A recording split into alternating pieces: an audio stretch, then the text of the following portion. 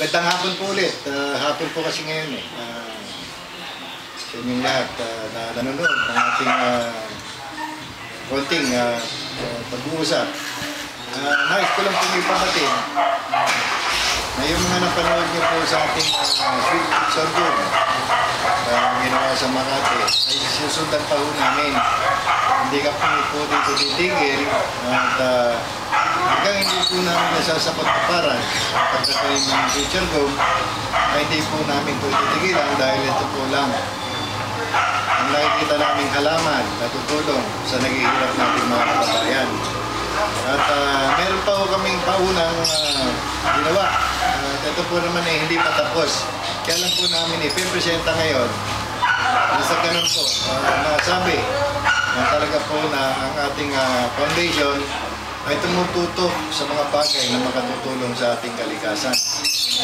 So, pakibasa mo nga itong konti pa lang po ito. Siguro mga 1/4 pa lang po ito. Gusto lang po namin ipaunawa sa lahat ng tao na Pilipino na tulungan po kami tungkol dito sa programang ito. Okay, ang planting of sweet sorghum ay kasama na po sa feasibility study ng Guardian Stop Global Warming Foundation. Number 8 na po ito sa ating mga feasibility study. So, ang title ay Guardian Stop Global Warming Foundation Incorporated Planting of Sweet Sorghum. Introduction. Guardian Stop Global Warming Foundation is created to help the mankind. Our main concern is to stop global warming, but due to this foundation, also deals with humanitarian activities. The board of this foundation decided to add some of activities with concern to the poverty of the people.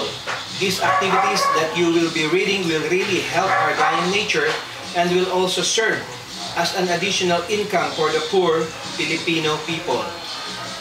Preface. Millions of people in the tropics of Asia and Africa, sweet sorghum are the most important staple foods. This crop sustains the lives of the poorest rural people and will continue to do so in the foreseeable future. Sweet sorghum grows in harsh environments where other crops do not grow well. Improvements in production, availability, storage, utilization, and consumption of this food crop will significantly contribute to the household food security and nutrition of these areas.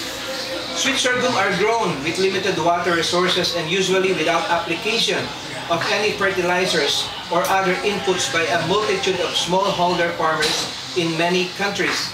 And because they are mostly consumed by disadvantaged group, they are often referred to as coarse grain or poor people's crop.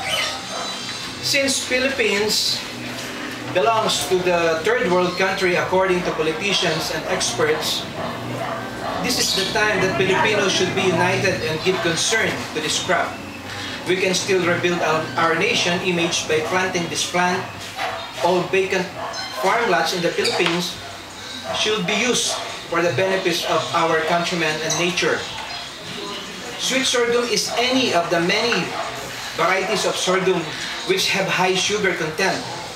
Sweet sorghum will thrive under drier and warmer conditions than any other crops and is grown primarily for forage, silage, and sugar production. Sweet sorghum is the only crop that provides grains and stem that can be used as sugar, alcohol, syrup, jiggery, fodder, fuel, bedding, roofing, fencing, paper, and for chewing. Planting of sweet sorghum can eliminate cutting of forest trees, using of chemical fertilizers, chemical feeds, and chemical preservatives, thus creating the healthy way of living in this unhealthy world. With the technology that this foundation acquired, this will be a lot of products that our members will be doing for the livelihood projects, and with this feasibility study, we will indicate how to plant the sweet sorghum in an organic way of planting, and the livelihood products that will be developed with this plant.